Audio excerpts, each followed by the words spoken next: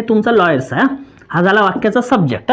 त्याच्यानंतर इथं हे काय असेल माहित आहे का, हे ॲडवर्ब आहे, हे ॲडवर्ब आणि इथं काय पाहिजे तुमचं क्रियापद. आता बघा ऑलवेज म्हणजे काय असते, नेहमी. नेहमी म्हणजे काय, काल पण ते झालं असेल, आज पण आणि नेहमी भविष्यात पण होणार आहे. म्हणजे वाक्यामध्ये जर क्रियाविशेषण हे येत असेल ऑलवेज, तर क्रियापदाचा नेहमी फर्स्ट फॉर्म येतो. मग क्रियापदाचा फर्स्ट फॉर्म येते म्हणजे काय की त्या वाक्याचा काळ हा साधा वर्तमान काळच असायला पाहिजे, बरोबर की नाही.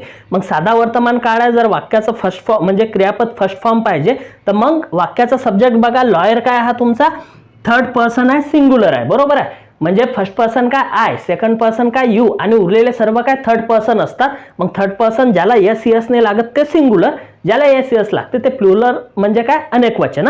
म्हणजे हे जे क्रियापद आहे ना, याला यस किंवा यस यायला पाहिजे, म्हणजे असं क्रियापद तुम्हाला लागणार आहे फर्स्ट फॉर्मवाला.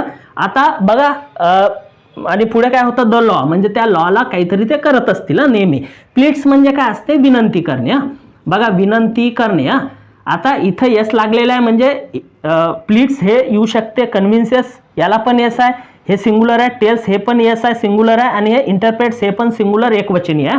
आता इथं जे आहे ना, क्रियापदाचे फर्स्ट फॉर्म हा सिंग्युलर मध्येच आज चारी पण. मग आता याच्यामधनं आपण योग्य ते पर्याय कसा निवडावा, मग इथं तुम्हाला काय करणार आहे की मराठीत अर्थ घ्यावाच लागेल इथं. आता प्लीट्स म्हणजे काय असते, विनंती करणे. मग इथं जर काय केलं आपण, प्लीट्स भरलं पहिलं ऑप्शन, तर लॉयर्स ऑलवेज म्हणजे जे वकील असतात ना, ते नेहमी काय करतात, the law, pleats the law म्हणजे कायद्याला विनंती करतात का, अजिबात नाही. म्हणजे हे ऑप्शन तुमचं येणार नाही अजिबात. नंतर काय होते, कन्व्हिन्सेस जर तुम्ही घेतलं, the lawyers always convinces the law, म्हणजे वकील लोक हे कायद्याला कन्व्हिन्स करतात का, म्हणजे त्यांना मनवतात का, असं होऊ शकते का, नाही होऊ शकत. कायदा हा लिखित आहे, त्याला कन्व्हिन्स नाही करतायत, तो निर्जीव आहे. त्याच्यानंतर बघा 3 नंबरचा ऑप्शन काय आहे ना, टेल्स.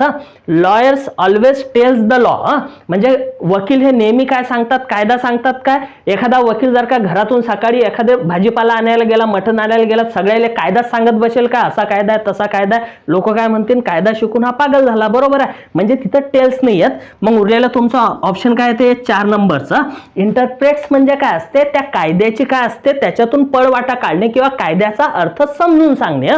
म्हणजे काय की एखाद्या माणसाला मर्डर केला, त्यानं नटक झाली, तर वकील काय करेल, त्याची सुटका करेल. म्हणजे त्याला ज्या कलमा अंतर्गत त्याच्यावर केसेस लावलेले आहेत ना, त्या केसमधून पळवाटा काढेल. म्हणजे एखाद्याचा मर्डर केला, तो वकील तिथं कन्व्हिन्स काय करेल की स्वरक्षणासाठी याच्याकडनं चुकून मर्डर झाला, याचा उद्देश होता काय मर्डर करायचा नाही, आणि हे जर तो प्रूव्ह करण्यात सिद्ध झाला तर तो निर्दोष सुटून जातो. म्हणजे तो त्या कायद्याला काय करतो, इंटरप्रेट्स करतो, त्याची एकूण एक बारीक बारीक बाजू जी आहे ना अभ्यासली जाते, आणि तो लॉयर असतो. म्हणून इथं तुमचा ऑप्शन काय येणार, 4 नंबरचा येणार आहे,